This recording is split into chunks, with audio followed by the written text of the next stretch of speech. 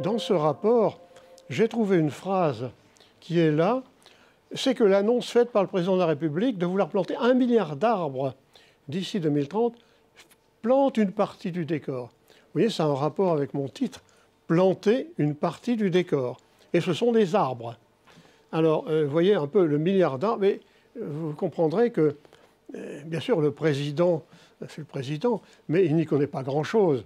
Donc, ça me permet de m'excuser, je dirais, de parler de quelque chose que je ne connais pas bien. Alors, le milliard d'arbres, il en sera question un peu plus tard lors de cette semaine, par mon co-auteur André-Jean Guérin, avec qui je viens de publier un livre. Il parlera de cette plantation possible, éventuellement, de milliards d'arbres. Alors, en fait, le décor, c'est beaucoup de choses. Quand vous regardez la thématique biomasse et climat, vous allez voir qu'il y a énormément de choses. Beaucoup trop, si vous voulez. Il y a des rapports des académies, associations, des articles scientifiques, tout le travail publié par le GIEC régulièrement. Il y a des annonces d'une autorité politique, hein, comme celle du président de la République, mais il y en a bien d'autres aussi. Et il y a des stratégies d'action des pouvoirs publics, la loi sur la transition énergétique et la croissance verte, etc., le programme national d'adaptation au changement climatique, etc., la stratégie nationale bas carbone, etc. Tout ça, dans tout ça, il est question des relations entre biomasse et climat. Donc vous voyez que le décor, si on prend tout ça comme le décor, parce que finalement, c'est un peu ça, il y a beaucoup de choses. Un rappel quand même, je ne sais pas si c'est nécessaire de faire ça ici, parce que le changement climatique le sait, les changements climatiques sont causés par les gaz à effet de serre qui sont d'origine humaine. Bon, je pense que ce n'est pas la peine d'insister là-dessus, et qu'il est nécessaire de réduire les émissions, premièrement, et d'avoir des actions pour s'adapter au changement climatique. J'y reviendrai tout à la fin là-dessus. Alors, la biomasse, bon, certains d'entre vous savent très bien ce que c'est, d'autres peut-être moins bien. La biomasse a une définition officielle qui est assez complexe. C'est la part biodégradable de produits qui proviennent de l'agriculture, de la sylviculture, des déchets. Vous voyez, c'est une définition officielle, assez vaste, effectivement. Mais bon, je crois que tout n'y est pas là-dedans, mais quand même, il y a déjà beaucoup de choses. L'origine de toute cette biomasse, elle est simple. C'est la photosynthèse effectuée par les végétaux. Les végétaux, c'est les plantes, les algues, etc. Et ces organismes absorbent l'énergie de la lumière et, grâce à cette énergie, synthétisent une grande quantité de produits chimiques pour leur croissance, etc. Et ça, c'est la photosynthèse, et c'est ça qui permet d'avoir la biomasse. Moi, au lieu de la définition officielle, vous voyez, ça date ça de 1980. 2014, par contre, il y a fait un bout de temps que je publie des choses là-dessus.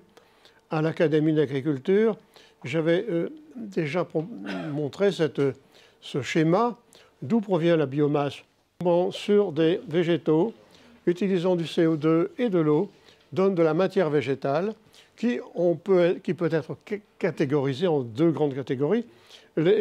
À droite, les produits chimiques, si vous voulez, simples, les sucres et les matières grasses. C'est une partie de cette biomasse. Et à gauche, forêt et paille, là, c'est des produits chimiques compliqués. C'est la lignocellulose. Je ne vais pas entrer dans le détail, mais là, on a des choses qui sont compliquées au point de vue chimique. Et puis, ma foi, une partie de ces produits transformés par les animaux, utilisés par les animaux, donnent des déchets. Donc, ce sont, d'un certain point de vue, les trois grandes catégories. Les lignocellulose, produits des cultures et les déchets. Bien. Voilà, maintenant, vous savez ce que c'est à peu près que la biomasse. Le stock de biomasse, le stock mondial de biomasse, a été analysé pour voir un petit peu ce qui est important là-dedans. Alors, ce qui est important, vous allez voir, ce qui est important, ce sont les plantes. Prenez la référence, si vous voulez, PNAS 2018. Ce qui est important, dans les 545 gigatonnes de carbone de la biomasse, vous voyez que les plantes, vous connaissez peut-être ce genre de graphique où la surface de chaque comment dire, polygone est proportionnelle à la quantité. Vous voyez bien que les plantes, quand même, sont largement dominantes. Elles représentent ensemble peut-être, je ne sais pas, disons 83% peut-être de la biomasse en quantité de carbone mondiale. Mais non! Et vous voyez qu'à côté des plantes, il y a d'autres choses. Il y a les bactéries en particulier qui ne sont pas négligeables du tout. Et maintenant, si vous voyez les animaux, là, ils sont tout petits, les animaux. Hein, ils sont tout petits. Et maintenant, vous prenez ce triangle, vous l'agrandissez en un carré, vous regardez les différents polygones qui sont là. Vous voyez que ce sont les arthropodes qui sont les plus importants, c'est-à-dire les araignées, les insectes, on appelle ça, les crustacés, etc. Et les poissons, qui ne sont pas négligeables non plus. Par contre, les animaux sauvages, vous voyez là, hein, les humains ne sont pas très importants non plus. Ils sont où les humains, là? On les voit à peine, hein? Oui, oui. Voilà, donc ça vous donne une petite idée de la biomasse, ce qu'elle est réellement, actuellement, dans la nature, les stocks de biomasse. Alors, le stock, bon, ça va là, hein? Si vous avez des questions là-dessus, les nématodes, vous voyez, les annélides, tout ça. Voilà. Et oui, ça marche maintenant. Et maintenant, les stocks, c'est une chose importante, mais aussi important que les stocks, il y a les flux. C'est-à-dire ce qui est produit annuellement, de chaque catégorie, etc., la surface de la Terre, les flux qu'on peut chiffrer en carbone, comme c'était avant, stocké par hectare et par an, ou, si on s'intéresse plus à l'énergie, en tonnes équivalent pétrole. Et en fait, là, vous constaterez qu'à l'échelle mondiale, il y a des variations énormes dans la production, dans le flux, dans la production annuelle de biomasse, qui va de zéro dans toutes les régions désertiques ou dans les régions rocheuses ou dans les régions polaires, je dirais, jusqu'à environ 10 tonnes d'équivalent pétrole par hectare et par an, c'est-à-dire une quantité assez importante. En France, il y en a 1,4, je n'ai pas marqué là. Non, le plus important en France, je crois que c'est la betterave sucrière, qui a une très bonne production, peut-être de 5 TEP par hectare et par an. Tout ça provient de l'activité de la photosynthèse. Je vous le rappelle, je montrerai encore l'équation. Ceci est une équation globale. Ce n'est pas une équation, ça ne traduit pas la réaction chimique, c'est une action globale. Et où on a du CO2 et de l'eau, et on a un hydrate de carbone, je dirais, et de l'oxygène qui se dégage, ces hydrates de carbone donnant des sucres, comme j'ai dit avant, sucre, lipides et lignocellulose. Alors, en rapport avec le reste de ce qui sera dit, il faut savoir que la quantité de biomasse produite est positivement corrélée au niveau de transpiration, c'est-à-dire aux pertes d'eau par la plante. Donc, il faut que les plantes aient de l'eau. S'ils n'ont pas d'eau, elles ne vont pas faire de photosynthèse. Mais ce n'est pas parce qu'il faut de l'eau ici. Ici, il en faut très peu d'eau, en fait. Mais il en faut quand même. Il faut de l'eau pour les plantes parce que si elles n'avaient pas d'eau, vous voyez, aujourd'hui, ce n'est pas un jour très typique. Un jour ordinaire où il y a un peu de soleil, la plante qui va être en plein soleil, si elle n'a pas d'eau, elle va être cuite rapidement. Et l'émission de vapeur d'eau, la transpiration, amène un refroidissement, ce qu'on connaît bien, connaissent bien les énergéticiens. Pour faire du froid, il faut évaporer de l'eau. Et donc là, la transpiration est ce qui permet à la plante de résister au flux solaire qui la cuirait autrement. Et ça se passe comment? Ça se passe grâce à des petites cellules spécialisées qui sont au-dessous des feuilles. Et ces cellules spécialisées s'appellent les stomates. J'ai mis un stomate, comme un stigmate, et pas comme une tomate, si vous voulez. J'oublie tout le temps le genre de stomate, mais c'est un stomate. Vous voyez, il y a des cellules particulières, là, et ces cellules ont une ouverture. Vous voyez, là, il y a une ouverture. Cette ouverture est plus ou moins grande.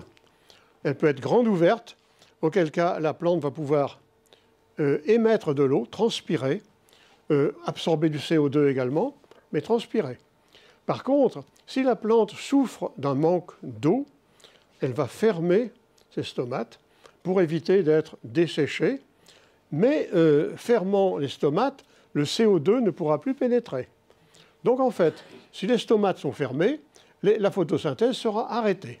D'où l'idée que la quantité, la photosynthèse est corrélée au niveau de transpiration par le moyen de l'ouverture des stomates. Voilà. Alors, moi-même, je ne suis pas un spécialiste de la biomasse, je suis un spécialiste de la photosynthèse. Donc, j'ai passé toute ma carrière professionnelle à étudier la photosynthèse, donc la réaction en amont, si vous voulez, que je vous ai montré tout à l'heure. Et quand j'ai arrêté mes recherches, quand j'ai pris ma retraite, c'était le moment où on parlait beaucoup de biomasse, effectivement.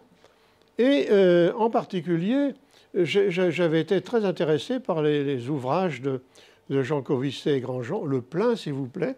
Donc on se posait le problème de la source de carburant pour les transports. Et le livre de Prévost, qui a fait date également, Trop de pétrole. Disons qu'il y avait trop de pétrole, si on consommait tout, on allait cuire la planète, effectivement. Donc moi j'avais fait un livre là-dessus. Et déjà j'avais posé la question dans un article au Cahier d'agriculture sur finalement l'alternative qu'il y avait. Faire des biocarburants, c'est bien, mais il faut des terres, il faut des sols, et c'est des sols productifs. Et ces sols productifs peuvent être utilisés, sont utilisés pour produire de l'alimentation. Et donc là, il y a une concurrence qui est évidente, si vous voulez, mais bon, qui commençait à être prise en compte à l'époque, d'où cet article, choisir entre nourriture ou biocarburant. Et avec Sauvons le Climat et Georges Pelletier, nous avons fait une étude sur la question. C'est un peu long, mais enfin, je n'ai pas tout. Disons que les scénarios énergétiques de l'époque faisaient une large place à la biomasse comme énergie non renouvelable, comme bois de feu et comme biocarburant. La question méritera d'être discutée. Et notre étude montrait qu'il serait difficile de répondre à ces attentes, car la biomasse produite sur des sols dont la surface utile ne fait que diminuer, parce qu'il faut construire des trucs comme ce grand ensemble ici. Il faut des sols où il devait y avoir des cultures de blé il y a quelques années, ou du bois, je ne sais pas. Pour la nourriture des humains, pour la construction, il faut du bois comme bois d'œuvre et comme matériau d'isolation thermique. Alors il en sera question dans cette semaine. Pour l'industrie, pour la chimie, là c'est un peu le futur, mais enfin le futur qui sera important. Toutes ces demandes sont croissantes et il faudra tirer parti des sols d'une manière le plus productive possible. Et donc on voit qu'il va rester durable, que la place de la biomasse comme énergie, finalement, elle doit être discutée, si vous voulez, vis-à-vis de tous ces autres usages de la biomasse et des sols, autres usages des sols. Excusez-moi, j'ai oublié quand même de dire, mais c'est dans le document. Et c'est un peu plus tard que j'ai fait avec Hervé Bichat, que certains d'entre vous ont peut-être connu, un livre sur la biomasse énergie d'avenir, dans lequel, énergie d'avenir, on posait déjà, si on veut dire, enfin pour nous c'était déjà cette question, est-ce que c'est vraiment une énergie d'avenir? Bien, ça c'était il y a 10 ans à peu près, ou plus. Est-ce que les choses ont évolué depuis ce temps-là? Si vous voulez, ça vous montre que moi je suis quand même un petit peu ancien. Alors là, j'ai marqué quelques aspects, il y a beaucoup de choses. Hein. D'abord, les usages énergétiques sont relativisés.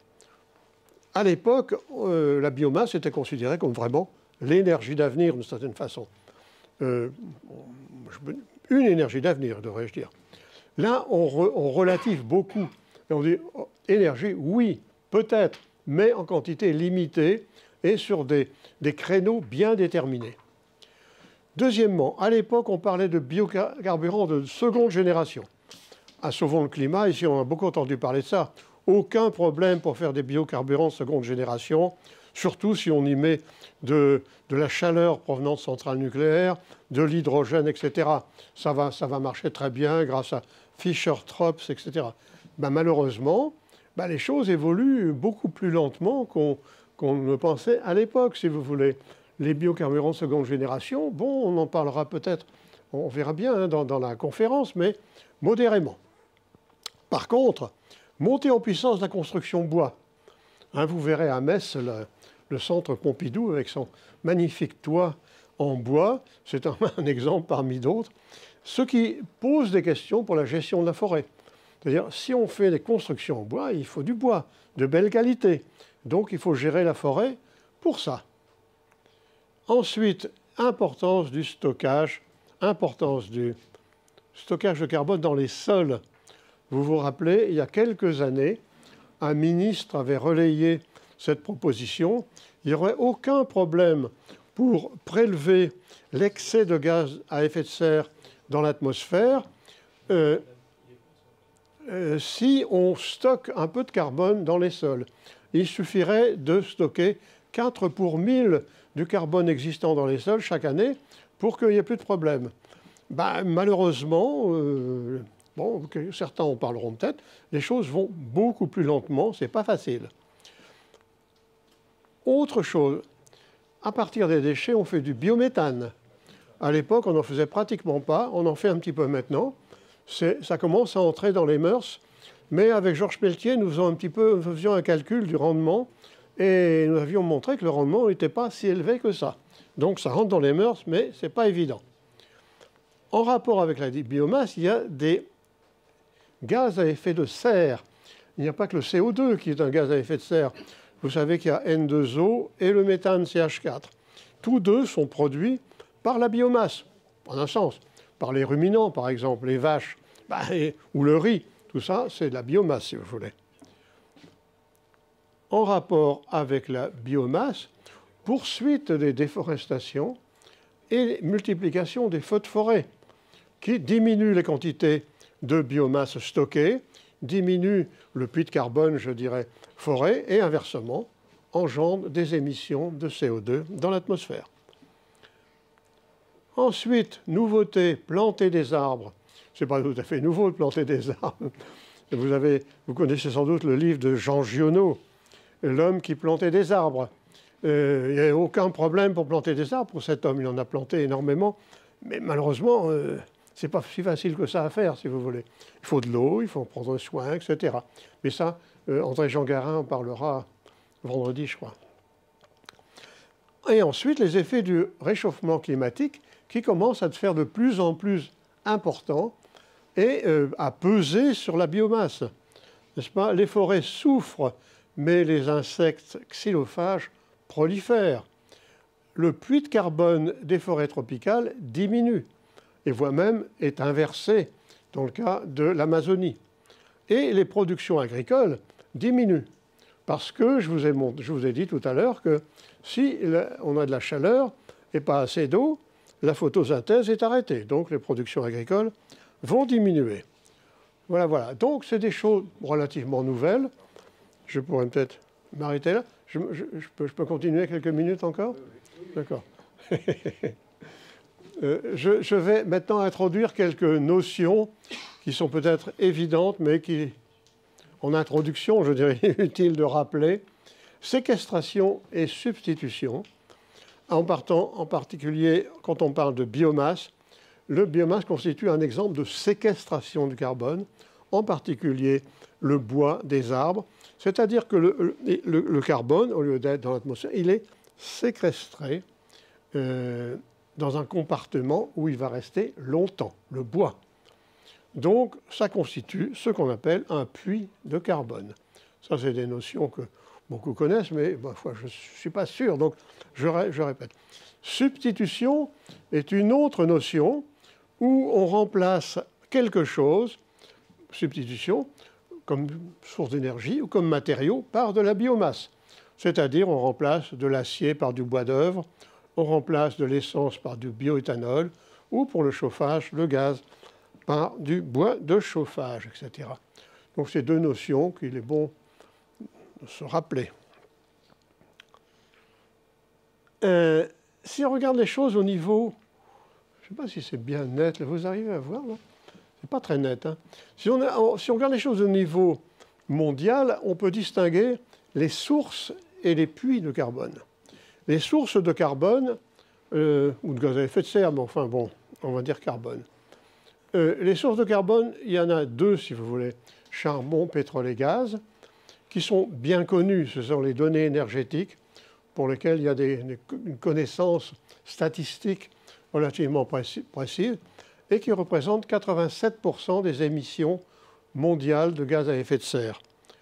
Et il y a les changements d'usage des sols, qui représentent 13%. Alors, changement d'usage des sols, j'y reviendrai peut-être, mais je peux en dire deux mots quand même maintenant. Les déforestations, les feux de forêt, etc., pour faire, comment dire, de l'agriculture à la place de forêt. Le remplacement de prairies par de l'agriculture.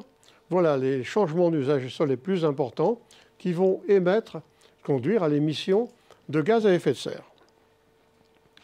Le puits c'est l'inverse. Hein.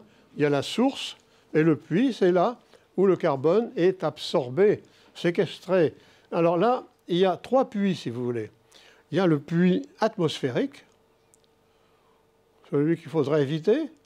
Je ne sais pas pourquoi ils ont mis des gros nuages comme ça, parce qu'à mon avis, le carbone, le CO2 dans l'atmosphère ne donne pas lieu à de gros nuages comme ça, mais ça ne fait rien, en fait, on voit toujours ça.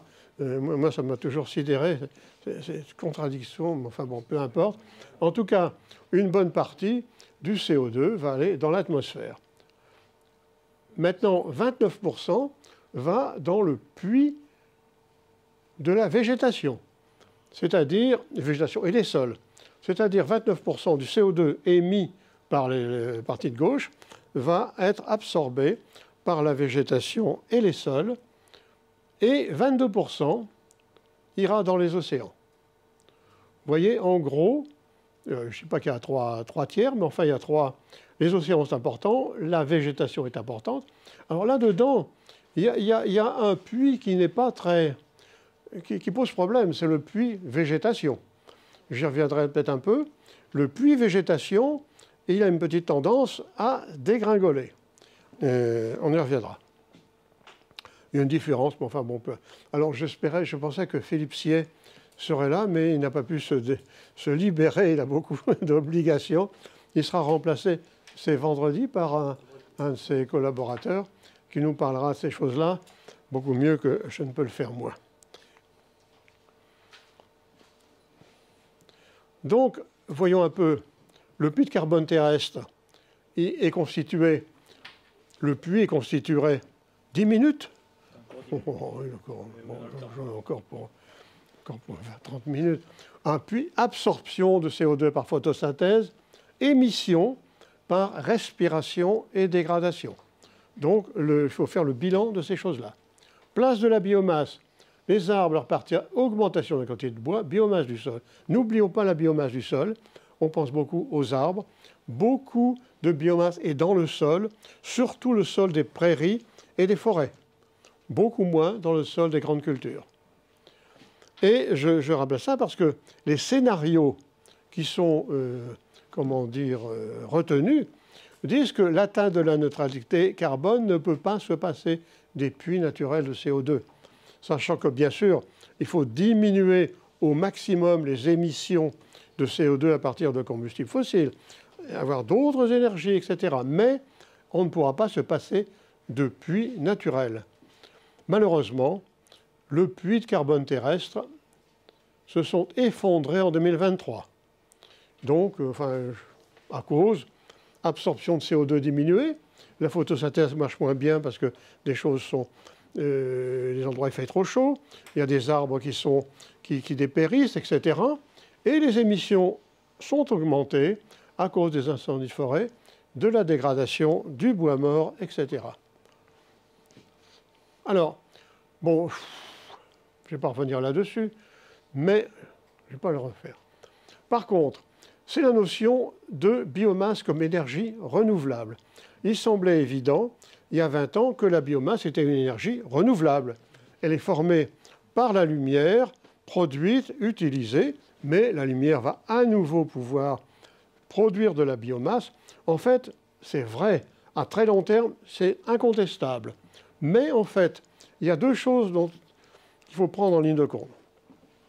Quand vous faites quelque chose qui est utile, par exemple un carburant, le bioéthanol, pour faire du bioéthanol, il faut beaucoup d'énergie dans les procédés. Donc même si la formation, le bioéthanol est un combustible, comme on appelle ça, on ne dit pas un combustible, mais enfin peu importe, un carburant renouvelable, malgré tout, pour le faire, il faut beaucoup d'énergie. Au point que il faut presque autant d'énergie, si on le fait à partir de maïs ou de blé, autant d'énergie que l'énergie qu'on recueille à partir de ce bioéthanol. Par contre, il y en a où on a besoin de beaucoup moins d'énergie de procédé. Ça, c'est la première chose, le besoin d'énergie. Le deuxième point, c'est le bilan CO2 qui dépend de l'échelle de temps considérée. Si vous brûlez du bois, bon, vous achetez du bois, vous avez un poêle à bois, c'est très bon, c'est bien, c'est de l'énergie renouvelable, vous mettez du bois, le bois brûle, c'est bien. Simplement, le bois brûle tout de suite, il brûle tout de suite. Donc vous allez avoir une émission de CO2 immédiate, mais après, ce sera compensé par la production de bois. Et est-ce que c'est là? Attendez voir. Non, excusez-moi. Non, j'apparais plus tard, mais enfin. Pour faire ce bois, ben, il faut du temps. Il faut du temps. Et si ce bois, ce sont des bûches, il faut environ 50 ans. Donc il faut 50 ans. Ce sera renouvelable à l'échelle de 50 ans. Aucun doute là-dessus. Mais on ne dispose pas de 50 ans. Les contraintes, si vous voulez, pour le climat, sont des contraintes à l'échelle de quelques décennies maximum. Donc là, ça ne va pas, si vous voulez. Bon, alors il y a l'échelle de temps et il y a le changement des sols. Si vous voulez faire produire du colza, par exemple, plus de colza, ben, il faut avoir des terres quelque part, forêt ou prairie.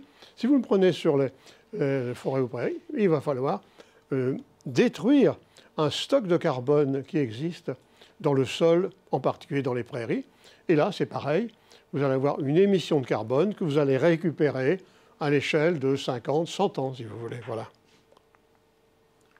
Bon, ça c'est pour dire que nous, on a une petite réunion, mais en même temps, n'oubliez pas qu'il y a à Copenhague de grosses sociétés, je ne dirais pas lobby parce que c'est considéré comme négatif, qui travaillent aussi la question, qui ont comment dire, une autre force de frappe. Oui, alors si vous regardez la télé, vous voyez qu'il y a la pub en ce moment pour le chauffage au bois, pour les poêles Jotule avec de belles bûches là. Ces belles bûches, si c'est du comment on appelle ça, si c'est du bois de feuillis, ben, il aura fallu 60, 100 ans pour le produire. Donc c'est bien beau hein, ça, mais la réalité c'est qu'il faut du temps pour récupérer. Bon, je vous renvoie peut-être Marc Fontcave a bien voulu nous faire écrire quelques lignes. Son rapport est très intéressant. Il cite peut-être, si vous avez le temps, si vous lisez l'allemand, allez voir aussi le travail de l'Académie Léopoldina en 2013 sur la bioénergie. C'est une étude très, très intéressante. Les prairies, réservoirs de carbone. La stratégie nationale bas carbone, effectivement, qui donne des objectifs essentiels pour la forêt, où là, je mets ça pour montrer que la forêt a des objectifs multiples. Et que là, c'est très compliqué, si vous voulez. Il faut l'adapter au changement climatique, contribuer à l'atténuation, en particulier en stockant du CO2, du carbone, mais aussi produire du bois. Ça, c'est le produire du bois, comment dire, c'est quelque chose qui devient extrêmement important, mais aussi préserver la biodiversité, sans compter les autres fonctions sociales. Donc, les questions de gestion de la forêt sont très complexes Mais enfin, heureusement, près d'ici, à Nancy, il y a un centre forestier très important. Alors, oui, la croissance nette des forêts métropolitaines a diminué de 10%, la mortalité a augmenté de 54%. Voilà, donc on va vers des problèmes. Qu'est-ce que je... Oui, ça c'est quelque chose qui n'est pas bien connu. Les impacts des problèmes environnementaux sur la forêt amazonienne font que, actuellement, maintenant, la forêt brésilienne rejette plus de carbone qu'elle n'en absorbe. Donc ce n'est plus un puits de carbone, et c'était le plus grand puits de carbone à l'échelle planétaire, si vous voulez. Maintenant, c'est une source de carbone. Et donc ça, c'est un problème majeur. Qu'est-ce qu'il y a d'autre? Oui, c'est la dernière diapo. Henri Prévost, qui participe beaucoup aux activités de Sauvons le climat, a écrit ces choses qui sont un petit peu... qui surprennent effectivement. Éviter les émissions de carbone, c'est ce qu'on souhaite faire. Hein, on dit qu'il faut éviter les émissions de CO2. Mais ça peut coûter cher, effectivement. Il faut coûter cher. Par contre, ce qui est absolument nécessaire, c'est de s'adapter. Les émissions, le changement climatique, il est parti. On ne va pas l'arrêter tout d'un coup. Il est parti. Il faut s'y adapter. Et ce que suggère Henri Prévost, c'est que tout l'argent, enfin, une bonne partie de l'argent qu'on mettrait pour éviter les émissions de CO2, lui, il suggère qu'une bonne partie soit dépensée, soit donnée dans des pays qui ont besoin d'énergie. Et qu'au lieu d'utiliser de l'énergie émettrice de CO2, ils fassent autrement. En particulier, je cite ici 4 exemples possibles qui peuvent être utilisés. Bon, l'Afrique, c'est ce qu'aime bien Henri Prévost. Il n'a pas tort, si vous voulez. Produire du photovoltaïque. La cuisson au bois, qui est encore utilisée par peut-être 2 milliards de familles dans le monde entier, avec une efficacité presque nulle, disons, on va dire 5% au maximum. Si ça pouvait être augmenté largement, ce serait très important.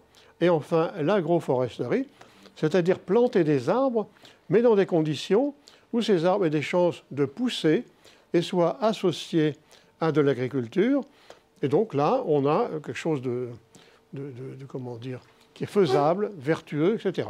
Bon, c'est un petit peu, comment dire, ça voudrait dire, en somme, si on schématise, oui, arrêtons de nous soucier de nos émissions de CO2, arrêtons de faire des efforts pour réduire nos émissions de CO2, en schématisant. Mais, pardon? Oui, mais tout le monde ne le connaît pas, si vous voulez. Il aime bien choquer un peu, mais moi je pense qu'il y a une bonne part de vérité là-dedans. Il ne s'agit pas d'arrêter de faire des efforts, mais qu'au moins une partie des budgets qui pourraient être dépensés pour diminuer nos consommations de combustibles fossiles soient utilisés autrement, effectivement, dans des pays où, de toute façon, si on ne fait pas ça, ils vont utiliser les combustibles fossiles à tour de bras, si vous voulez, comme le fait la Chine actuellement ou comme le fait l'Inde. Donc voilà. Mais écoutez, je crois... Voilà. Voilà, écoutez, j'ai terminé. Merci de votre patience.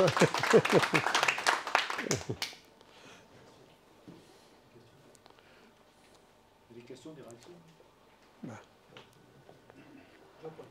Oui, Paul, quand tu donnes l'équation chimique de la photosynthèse, donc 6CO2 plus 6, etc., tu dis que ça peut faire soit des sucres, des lipides ou de la lignocellulose, oui. Et qu'est-ce qui fait que ça va faire soit l'un, soit l'autre, etc. Non, mais là, c'est une question, une vaste question, une très bonne mais vaste question. Non, si tu veux. Là, ça va dépendre des plantes. Les plantes font des choses très variées.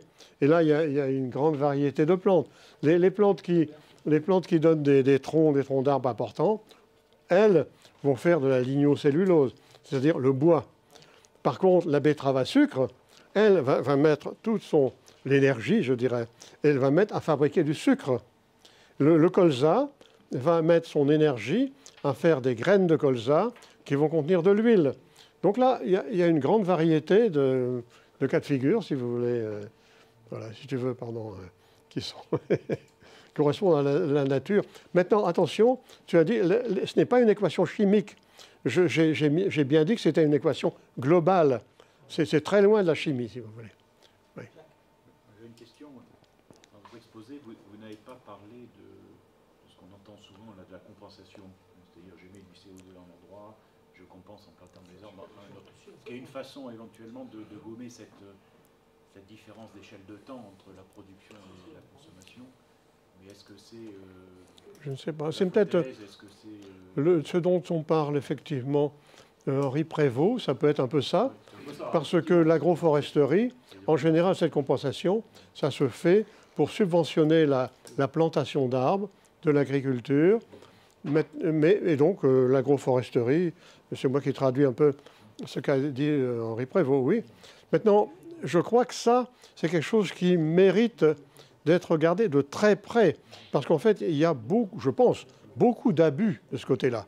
Hein, donc, moi je n'en parle pas, à vrai dire. Je connais mal. Et en plus, je pense qu'il y a trop d'abus. Mais c'est une bonne... On pourrait effectivement embrayer sur le truc de Prévost, sur cette thématique. Oui, merci pour votre exposé. Une petite question sur le principe de neutralité carbone que je ne remets pas en question. Mais je me pose évidemment cette question de cette constante de temps entre... on brûle de la biomasse, ça fait évidemment des émissions de CO2, donc qui sont compensées suivant une certaine constante de temps. Et j'avoue que les 50 ou les 100 ans là, que vous avez indiqués là, me questionnent un peu.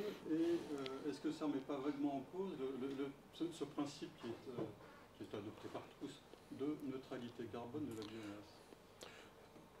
Ce n'est pas un principe, c'est une vérité, mais si on regarde ça globalement, ce sera à une longue échelle de temps. Ça, c'est un fait. Maintenant, il faut voir que l'échelle de temps n'est pas la même suivant les produits.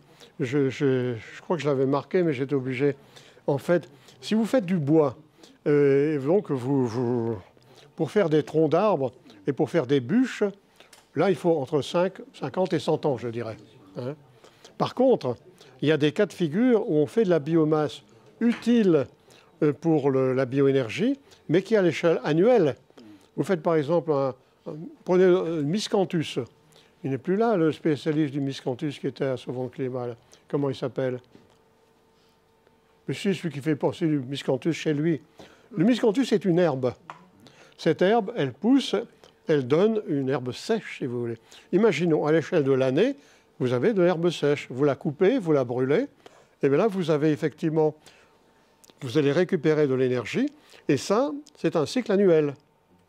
Donc là, ce que je disais sur la longue échelle de temps n'est pas vrai. Il y a des plantes pour lesquelles le cycle est en gros annuel, quoi. D'accord, mais c'est pas un tout petit complément. Pardon, excusez-moi. Très bien. Mais bon, il y a quand même toujours, comme dirait l'autre, suivant le type de biomasse qu'on va consommer, il y aura cette constante de temps qui peut varier, comme vous l'avez dit. Oui, absolument. Inéluctable. Mais ensuite, avec l'augmentation de l'usage de la biomasse, est-ce qu'il y a, je ne sais pas, des modélisations, que ça, j'en sais rien, mais qui tendent quand même à montrer que, avant de rejoindre une espèce d'équilibre global, je comprends bien qu'il n'y a pas une espèce de déformation qui fait que, au fond, le principe est un peu tordu de temps en temps. Enfin bon, je ne sais pas. Mais moi je ne connais pas bien cette question, mais pour moi, probablement pas, mais je n'en sais rien, si vous voulez. Mais je sais que, par exemple, ça a été bien calculé, pour faire des biocarburants, si vous les faites en détruisant des prairies, en détruisant des forêts, etc., on a calculé le temps qu'il fallait, en faisant du biocarburant, vous allez récupérer un petit peu, en utilisant du bioéthanol par rapport à l'essence ou au gasoil, etc. Alors, vous regardez un peu le temps qu'il faut pour récupérer tout le CO2 qui a été émis lors de la mise en culture. Et ça a été fait par des gens qui font ce que vous dites là. Et ça, c'est des temps qui sont de l'ordre de la cinquantaine d'années, quoi. Hein. Il faut quand même une limite à cette constante de temps de décalage, parce qu'avec ce raisonnement, si vous le poussez à l'extrême, le charbon pétrole, c'est des énergies renouvelables. Ah oui, d'accord, mais on est loin quand même. Hein. Oui, non, On est loin. Là, si vous voulez, Qui tient ce raisonnement, hein, je comprends bien, mais là, on va dire 50 ans, peut-être 100 ans. Si vous détruisez de vieux chênes, ce sera plus, on va dire 200 ans, 300 ans, mais c'est la limite, quoi. Hein. On est à combien? 1 million ou presque 2 fois moins. Juste à ce sujet, il me semble que Jean Poitou nous avait expliqué qu'au bout d'un moment, le chêne, de toute façon, il n'absorbe plus de carbone. Donc il stocke, mais il n'y a plus de flux. Non, mais les arbres, effectivement, atteignent une limite à leur croissance. Et à ce moment-là, oui, c'est vrai, ça, oui. Ouais. Mais malgré tout, ça peut aller loin quand même. Hein. Ça peut aller à 300 ans, 400 ans. Mais les arbres les plus vieux, effectivement, n'absorbent, ne croissent plus, quoi, hein, donc ne participent pas à cette augmentation, à ce puits de carbone, effectivement. Parfait. Merci beaucoup.